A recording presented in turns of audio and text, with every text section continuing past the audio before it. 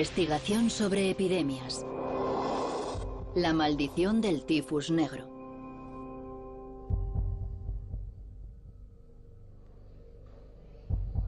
Panamá, julio de 1963. Dos médicos estadounidenses están al borde de la muerte. Sufren de una enfermedad desconocida, una enfermedad que 2 meses antes habían sido enviados a erradicar.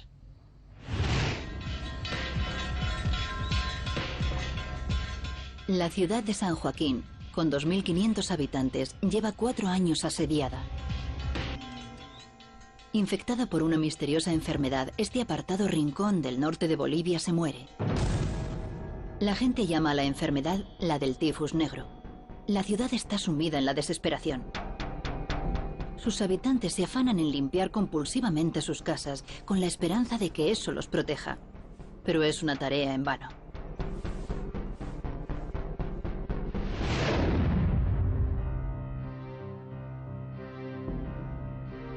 En mayo de 1963, la enfermedad lo infecta todo. Un grupo de médicos del ejército de Estados Unidos están siendo trasladados a la zona para dirigir el diminuto hospital local, pero sin tener ninguna pista al respecto de a qué se enfrentan. Es muy poco lo que pueden hacer. Toda esperanza de erradicar esta enfermedad radica en un pequeño grupo de científicos.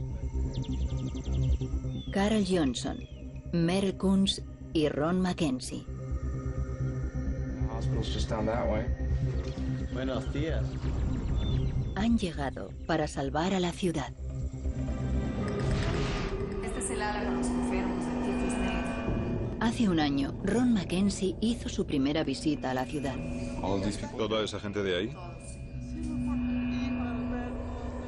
En aquel pequeño hospital pudo comprobar los horrores de la enfermedad.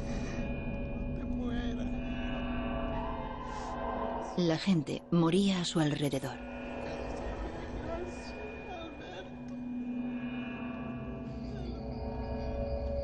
Las caricias de sus seres queridos les producían más dolor.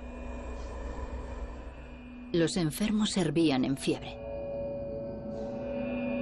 con las mandíbulas inyectadas en sangre.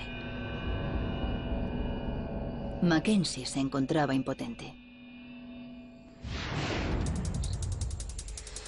Seguían sin pistas respecto a qué podía ser aquella enfermedad, cómo se extendía y cómo se detenía.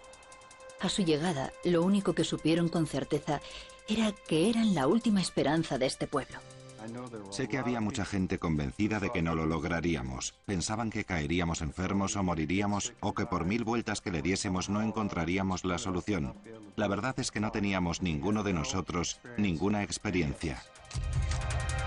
El virólogo Carl Johnson, que por entonces solo contaba con 34 años, condujo al equipo hasta San Joaquín.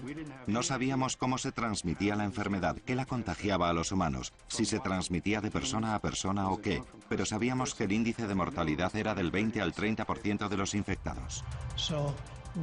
Nos pusimos manos a la obra, casi como si de vaqueros justicieros se tratara. A sus 40 años, el ecologista Merle Kunz era el experto del equipo en cuanto al papel de los animales en la expansión de la enfermedad. El equipo es muy limitado. Mejor que... Sabíamos que estábamos ante un caso que requeriría investigación e identificación de cientos de animales distintos que pudieran intervenir en la epidemia de San Joaquín.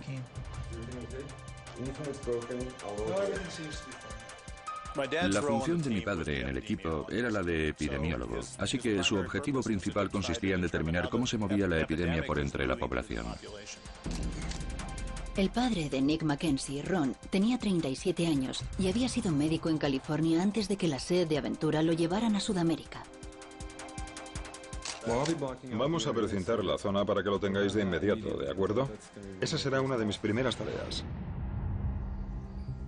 En sus primeras visitas, Mackenzie no pudo ayudar a las víctimas, pero intentó entender mejor la enfermedad que los estaba matando. Sus primeras visitas a la zona fueron más bien de reconocimiento, para ampliar información, no para hacerse de hecho cargo de los enfermos. Así que los examinó y les tomó muestras de sangre.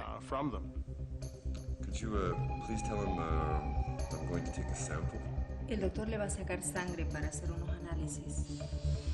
Necesitaba utilizar esos especímenes para intentar identificarlos en el laboratorio, comparando lo que encontrara en la sangre con cualquier elemento conocido ya para la medicina.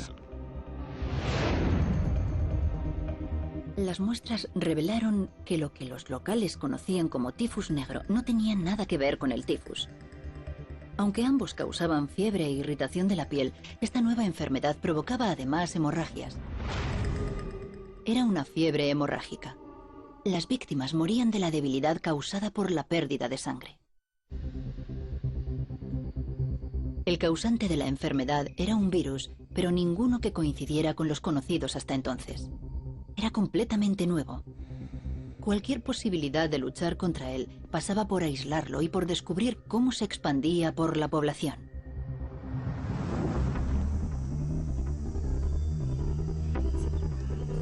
Pero la gente de San Joaquín rezaba por una solución rápida.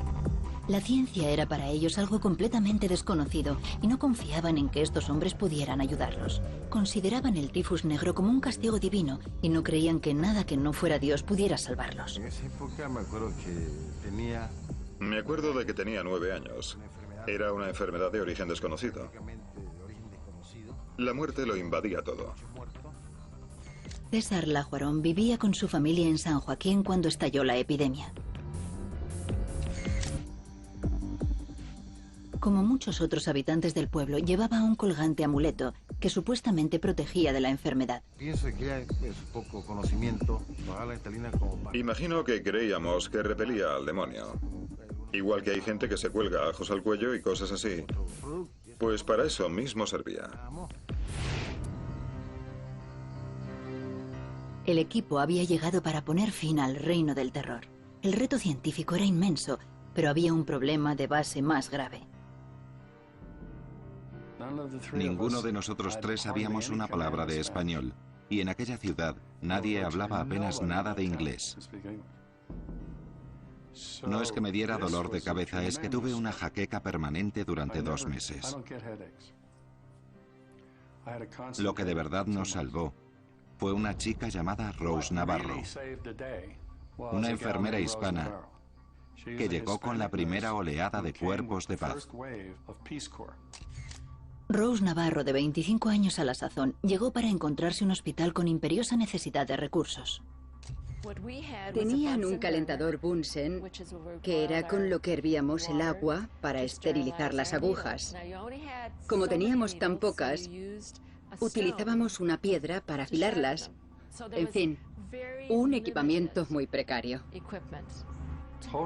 Era completamente bilingüe y la contrataron.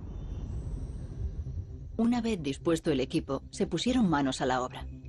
Trabajar con un virus desconocido en un lugar tan recóndito era un reto de dimensiones incalculables. En sus anteriores visitas, Ron Mackenzie había tenido que enfrentarse a las reticencias de la población a las autopsias. Era un problema que no accedieran a que se practicaran. Recordemos que se trataba de una población indígena, pero el cura habló con ellos y, al final, acabaron dando su consentimiento. Les explicó que era imprescindible para conseguir información.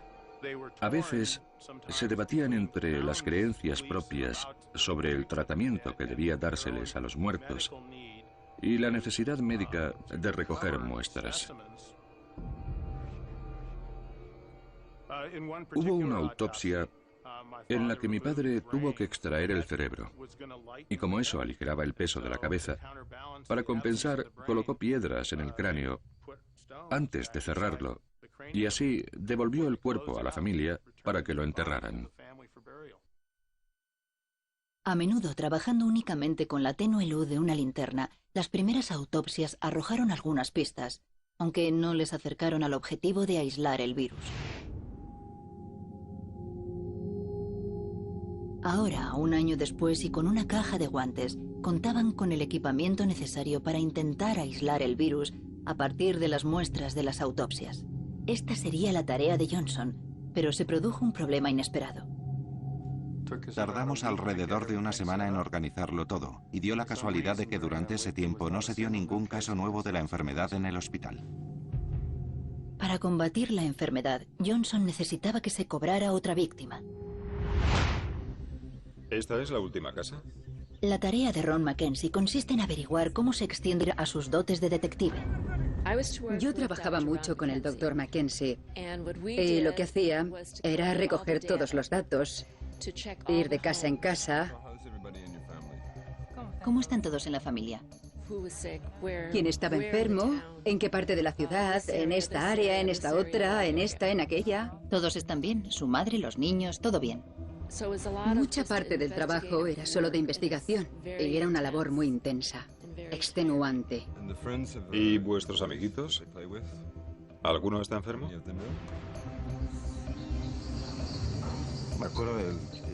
Me acuerdo de que 3 o 4 amigos míos murieron. Uno de los niños de la familia Gutiérrez al otro lado del camino se ha puesto malo, dice que tiene fiebre. Es mejor que no juguéis con él, niños. Tuve la suerte. Yo tuve suerte porque entre 11 y 12 años desapareció. Observaron 2 patrones. Primero tomaron fotos aéreas de la ciudad, a partir de las cuales generaron un mapa. Manzana por manzana, identificaron las casas, colocando chinchetas sobre las casas afectadas. Así, pudieron crear una vista gráfica del impacto de la epidemia en la ciudad. Más del 90% de la enfermedad afectaba al sur. Parecía como si una casa se hubiese infectado y contagiado a las de su alrededor. Por lo general, esto apuntaría a un contagio persona a persona. Pero los pacientes del hospital no habían contagiado al personal ni a sus parientes que iban a visitarlos, de modo que el contagio persona a persona no podía ser la causa principal de propagación. Algo más tenía que estar contribuyendo a la expansión de la enfermedad. Cuanto más averiguaban, más misteriosa les parecía. Pero esperaban que San Joaquín y el área circundante aportara la respuesta.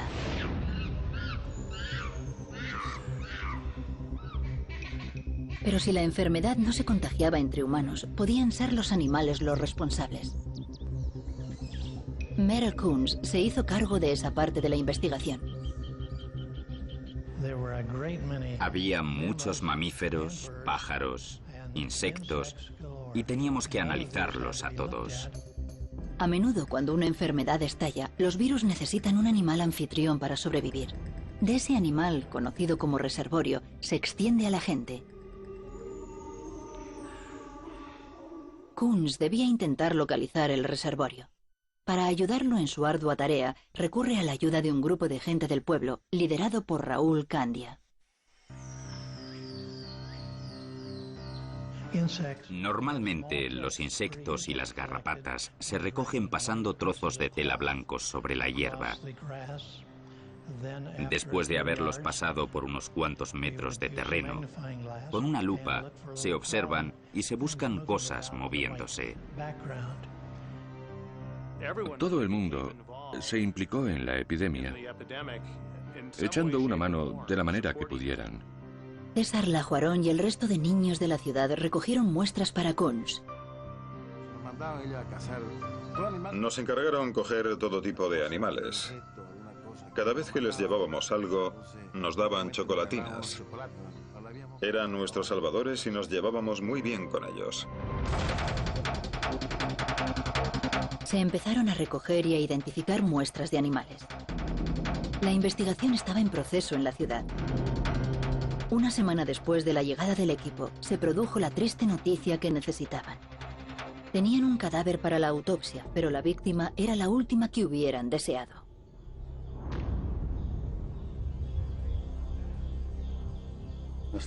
El pequeño llegó comatoso y deshidratado y murió en 2 o 3 horas. Los médicos debían realizar la autopsia al niño de 2 años, Oscar Carballo. A partir del pequeño esperaban identificar la enfermedad que estaba matando a toda la comunidad.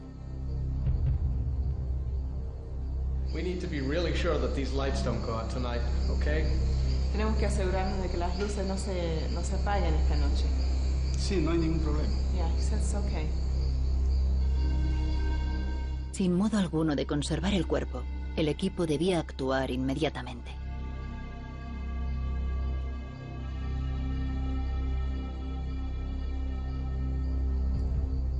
Las muestras de tejidos se tomaron de sus diminutos órganos internos. Johnson las utilizaría para aislar el virus.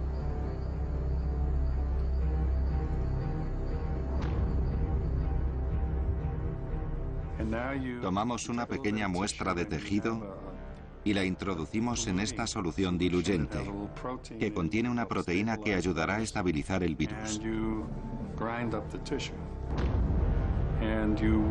Luego inocularemos a las crías de hámster en la tripa y en la cabeza. El equipo había llevado consigo hámsteres y otros ratones con los que hacer experimentos. Se probaron con diferentes muestras de tejido extraídas de la autopsia. Si alguno de los animales se enfermaba, sería la prueba de que la muestra contenía el virus. Y eso le permitiría a Johnson aislarlo y saber por fin con qué se enfrentaban. La muerte del niño de 2 años marca el final de una semana de tregua para la ciudad. Las muertes vuelven a sucederse. Se producían muertes prácticamente a diario. El balance de víctimas era cada vez mayor. Observar las fotos del cementerio pone la carne de gallina por el número de lápidas frescas. No hay ni siquiera césped a su alrededor. Y eso que el césped crece muy rápido.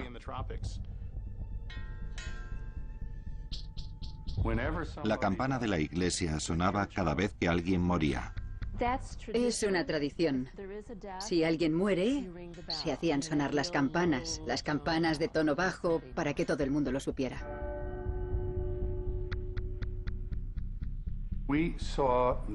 La ciudad estaba completamente sitiada, pero se agarraban fervientemente a sus costumbres.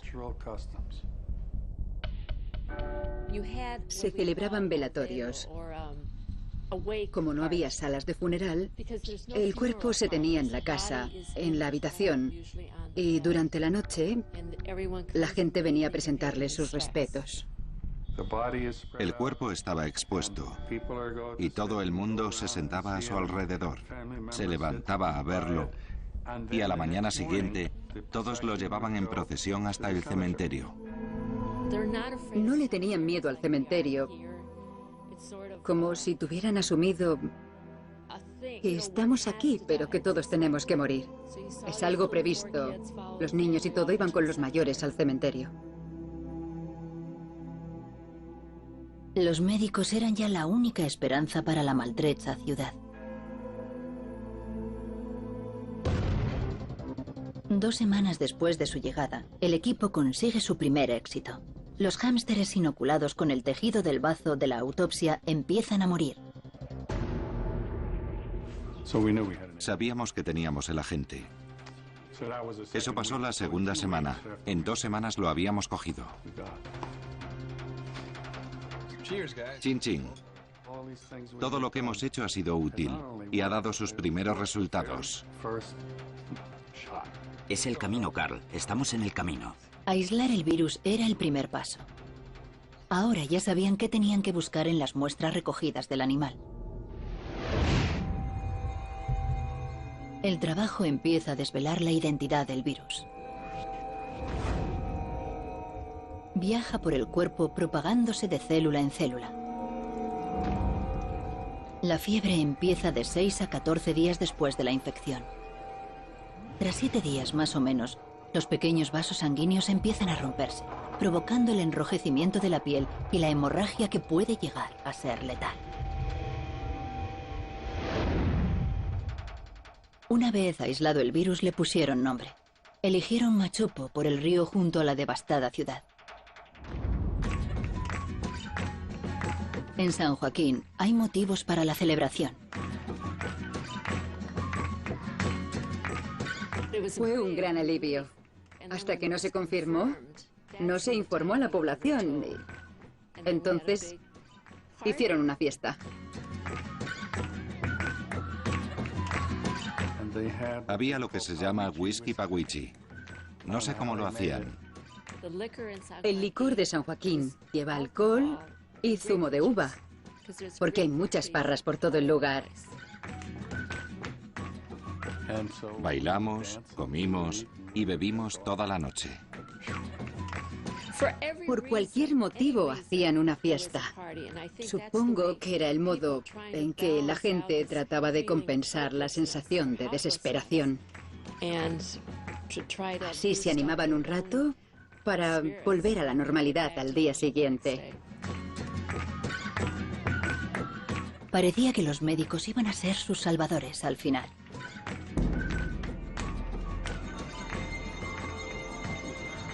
Pero en cuestión de días, Machupo volvió a atacar.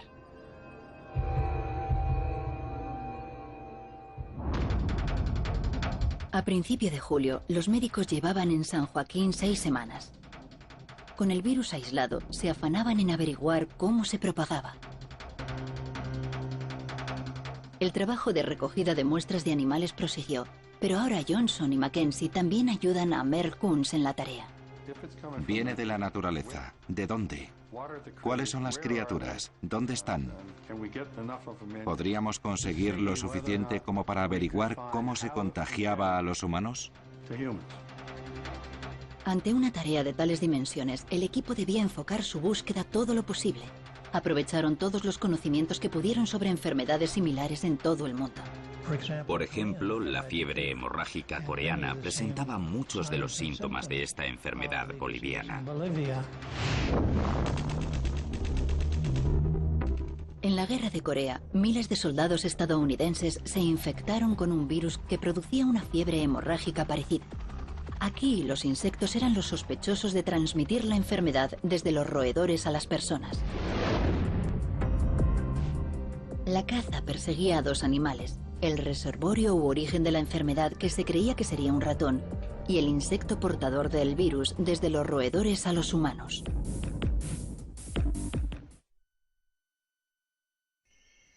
La investigación había progresado más de lo que se habían atrevido a soñar. 6 días después de la fiesta, Johnson y Mackenzie recogen muestras, decididos a encontrar a los animales responsables de la expansión del virus. Habíamos recorrido muy poca distancia en la zona rural, pero queríamos recoger todos los ratones e insectos posibles. Sin embargo, mientras trabajan, empieza a hacerse evidente que algo no va bien. ¿Estás bien? No, estoy muy mareado. De hecho, no me encuentro nada bien. Los peores temores de los médicos se habían hecho realidad. Ron Mackenzie mostraba los primeros síntomas de la enfermedad. Se quejaba sobre todo de dolor de espalda, que era el dolor característico de la enfermedad.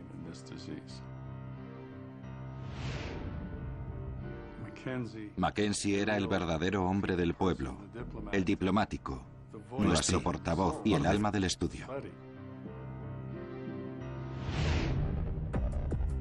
Al día siguiente, el estado de Ron Mackenzie había empeorado. Solo quedaba una alternativa. Sin duda alguna, el mejor sitio para tratar una enfermedad grave de este tipo era Panamá. En 24 horas, un avión del ejército fue enviado con la misión especial de trasladar a Mackenzie al hospital más cercano al centro de operaciones del equipo en Panamá. Por supuesto, el pueblo era un clamor. Se acabaron las celebraciones. Los grandes héroes americanos que tenían el virus tenían que idear la forma de salvarlos, pero de repente les había cogido a ellos. De la noche a la mañana, el equipo pasó de estar cerca de la victoria a estar al borde de la derrota. Pero lo peor estaba aún por llegar. A las pocas horas de la partida de Ron Mackenzie, Carl Johnson se da cuenta de que él también debía de haberse ido en el avión. Tenía un poco de fiebre, un ligero dolor de cabeza, pero un dolor tremendo de espalda. Entonces me di cuenta de que era lo mismo que le había pasado a Mackenzie. Llamé a Rose Navarro, me miró los ojos, me examinó los párpados. Tienes los ojos rojos, Carl. Sí.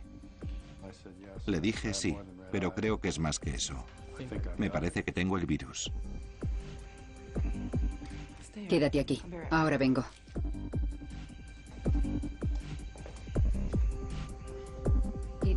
No quería irse porque no iba a parecer muy bien que todos los investigadores se fueran. Era como si abandonaran la ciudad a su suerte. Sabíamos que en la ciudad estaban muy preocupados. Empezó incluso a hablarse de evacuarla y quemarlo todo. No podría salvarse nada. El rumor sobre esta medida se extendió muy pronto. Creo que le preocupaba que cundiera el pánico si veían que la enfermedad había contagiado a todo el mundo. Así que se quedó. Ron Mackenzie llegó a Panamá. Cuando el avión aterriza, la fiebre hemorrágica se ha apoderado completamente de Ron. Mi madre y yo fuimos al aeropuerto a recibirlo, pero por entonces aún no se sabía cómo se contagiaba la enfermedad. Cuando sacaron a mi padre del avión, por la escalerilla, saludó a mi madre de lejos y le dijo que no se acercara. En San Joaquín, la situación de Johnson se agrava. 3 días después de Mackenzie, él también debe abandonar la ciudad. La marcha de Johnson aumenta la desesperación. Había mucha sensación de miedo. La gente no salía por las noches. Después de las 7 de la tarde, no se veía a nadie por la calle. Era aterrador. Todo el mundo estaba triste y de luto. En Panamá, Johnson y Mackenzie luchan ambos por sus vidas. Siguen resistiendo la fiebre de la enfermedad. A medida que evoluciona, empiezan a padecer los síntomas hemorrágicos. Por todo su cuerpo, pequeñas aberturas supuran sangre. Sus capilares, pequeños vasos sanguíneos diminutos de apenas una célula de espesor, se rompen vertiendo el preciado líquido. Sus sistemas inmunológicos tienen que luchar contra la enfermedad o ellos morirán. Pero su debilidad es mayor a medida que avanza la enfermedad. Cuando mi padre enfermó, sabíamos que el 30% de los infectados moría. Llevaban un tratamiento llamado sintomático para hacérselo más llevadero. Tenían fiebre muy alta y algunas hemorragias. Aunque estábamos preocupados, creo que siempre estuve convencido de que lo superaría. En una de las últimas fases se produjo el delirio y casi los perdemos, pero no podíamos hacer nada. En San Joaquín, Merel Coons y Raúl Candia han estado dirigiendo las tareas de recogida de ejemplares animales, pero no han hallado rastro de la enfermedad en ninguna de las muestras.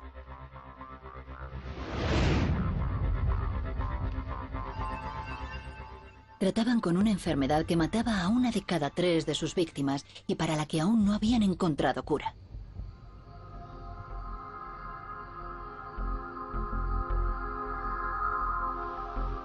Johnson y Mackenzie han tenido suerte.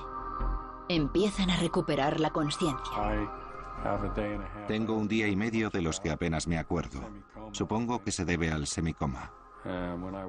Cuando me desperté estaba muy despejado, no tenía fiebre, estaba tumbado, sudando y me encontraba mucho mejor. La espalda me había dejado de doler y ya no tenía la piel irritada. Era sorprendente haber estado en un lado y haber podido pasar al otro.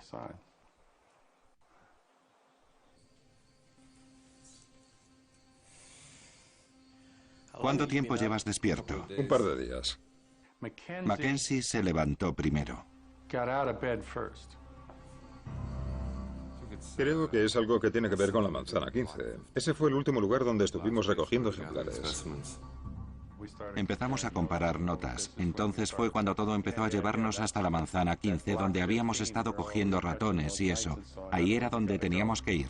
¿Te acuerdas de la manzana 15? Ambos estábamos ya en condiciones de reincorporarnos a la vida real y volver sobre estas cosas. Pensamos que a lo mejor nos había picado algún ácaro diminuto cuando estuvimos recogiéndolos y extrayéndolos de los animales o de las telas que arrastramos por los arbustos. Sus sospechas sobre la manzana 15 Debían estrechar la búsqueda que retomaron junto a Merle Kunz en San Joaquín. Entretanto, la caza del animal reservorio proseguía. Los habitantes del pueblo seguían entregándole ejemplares a Merle Kunz, pero un día llegó lo que esperaba. Tengo uno. Bruto Becerra, un niño de 12 años, le trajo un ejemplar, un ratón de la especie Calomis calosus, uno de los animales más comunes de la ciudad. De este ratón, Kunz extrajo por fin una muestra del virus machupo. Era la primera vez que encontraban el virus en un animal. Esta especie de ratón era el reservorio de la enfermedad.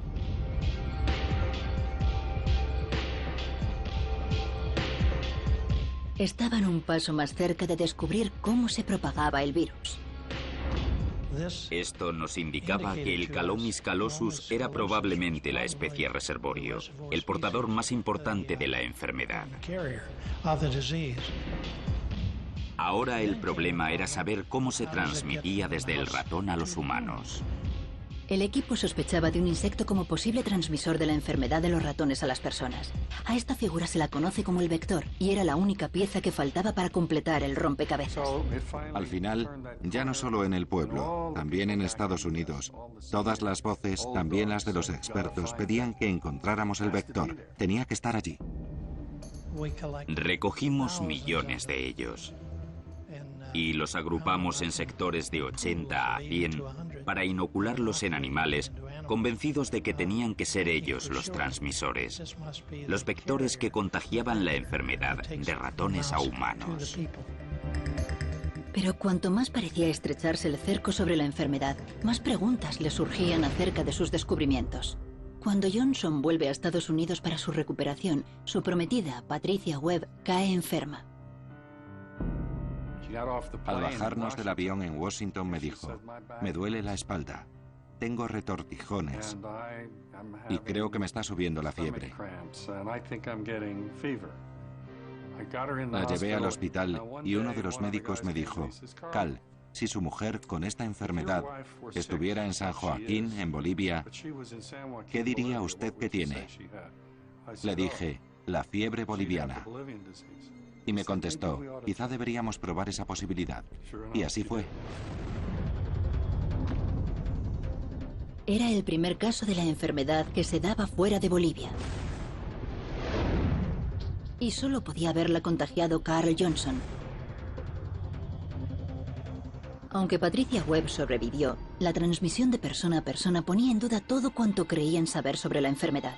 Sin control, parecía que machupo podría extenderse más allá de Bolivia.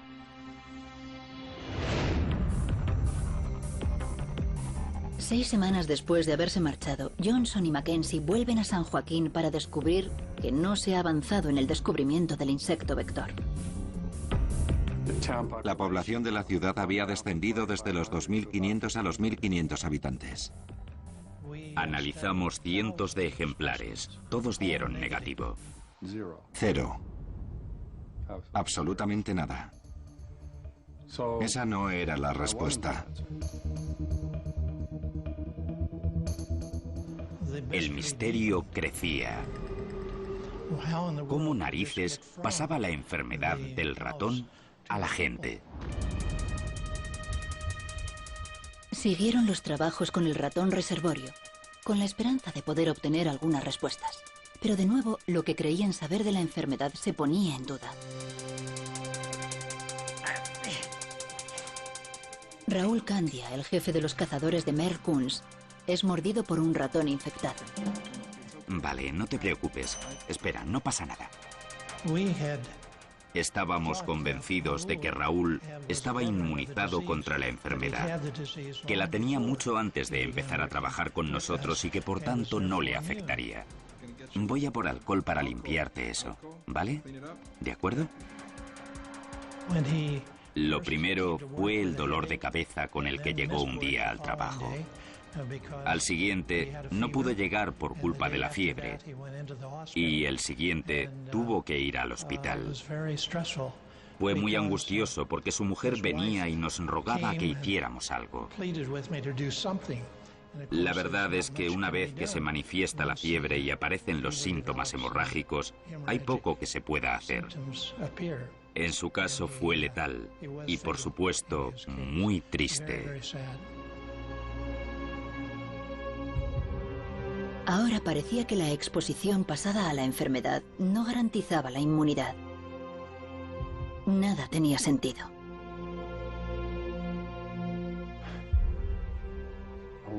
En las Navidades de 1963, cuando toda la presión caía sobre nosotros, éramos incapaces de imaginar las circunstancias que explicaran toda la información que teníamos. No éramos capaces de relacionar unas cosas con otras, por más vueltas que le dábamos. Así que, para ser sinceros, estábamos muy preocupados ante la posibilidad de no encontrar solución. Habían pasado 7 meses desde que los médicos llegaran a San Joaquín.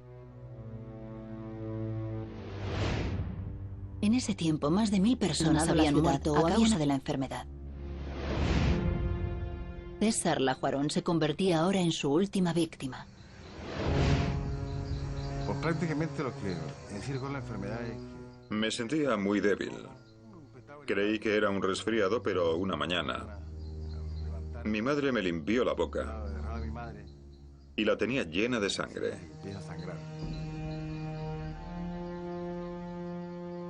Ni la ciencia más avanzada ni las costumbres más tradicionales estaban sirviendo para proteger a la ciudad.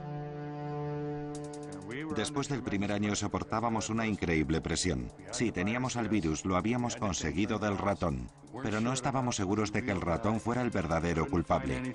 No encontrábamos nada en los insectos y todo el mundo nos increpaba desde Bolivia, desde la Embajada de Estados Unidos, para que hiciéramos algo. Tenéis que hacer algo. Lo único que podíamos hacer, lo único que se nos ocurría, era tratar de matar a todos los ratones. En un intento desesperado por controlar la enfermedad, se diseña un plan. Colocan ratoneras en la mitad este del pueblo a modo de experimento. ¿Sería esto suficiente para mantener a raya la enfermedad?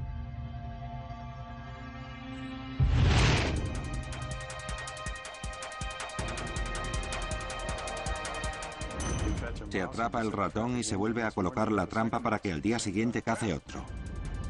Se atrapaban muy fácilmente en estas ratoneras. Lo único que teníamos que hacer era colocar mantequilla de cacahuete en ellas y los calomis venían de todas partes para morir aquí. Los resultados fueron muy alentadores. En 2 semanas, la parte este de la ciudad registraba menos casos de machupo. Por primera vez, estaban combatiendo la enfermedad. Entonces, Ron Mackenzie se da cuenta que el control natural de los ratones ha desaparecido de toda la ciudad. Nos dijo, fijaos que hay miles de perros. Este sitio está lleno de pollos, caballos, pero no hay ni un gato. Ni rastro de ellos. Resultó que, con motivo de un programa para el control de la malaria que se había puesto en marcha unos años antes, se había rociado la zona con DDT para aniquilar a los mosquitos implicados en la transmisión de la enfermedad. Probablemente el DDT también matara a todos los gatos de la ciudad. Podía ser que en el intento de erradicar una enfermedad se hubiera fomentado la propagación de otra. Ron Mackenzie empezó a experimentar con gatos y descubrió que el virus machupo no tenía efecto en ellos. Si los gatos volvían a la ciudad, podían ejercer el control natural que necesitaban sobre los ratones. El Rotary Club de La Paz reunió 150 gatos y los metió en un avión. Enviemos gatos a San Joaquín y ayudemos a esta pobre gente a combatir la enfermedad. Soltemos los gatos y que se peleen ellos, por decirlo así. Los resultados cumplieron todas sus expectativas. A medida que fueron muriendo los ratones, se redujo el número de casos de enfermos. A finales de junio de 1964, 13 meses después de la llegada del equipo, no había nuevos casos de machupo en la ciudad.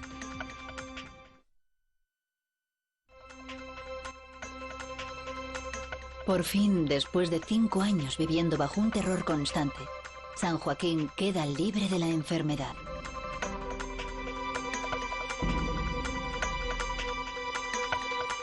Y César Lajuarón sobrevivió para contarlo. Sabíamos que eran los ratones. La gente tomó precauciones y limpió sus casas. El cambio fue radical.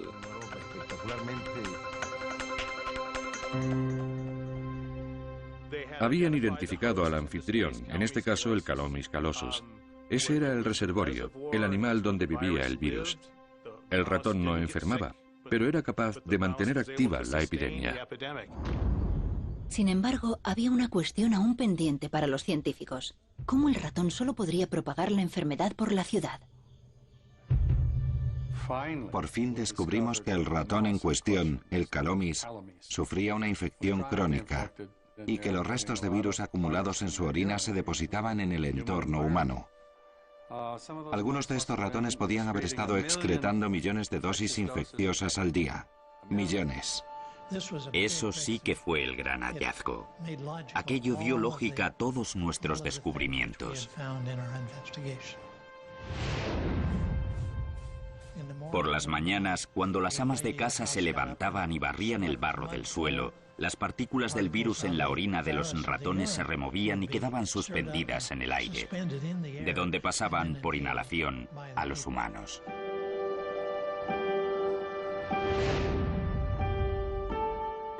Mantener limpia la casa no los protegía. Más bien, había ayudado a la transmisión del virus. Ron Mackenzie tenía razón.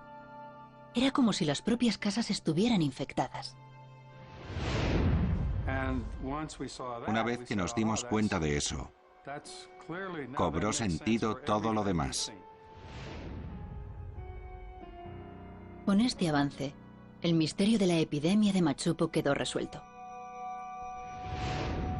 El sur de la ciudad sufrió más porque en él se concentraba más población de ratones infectados.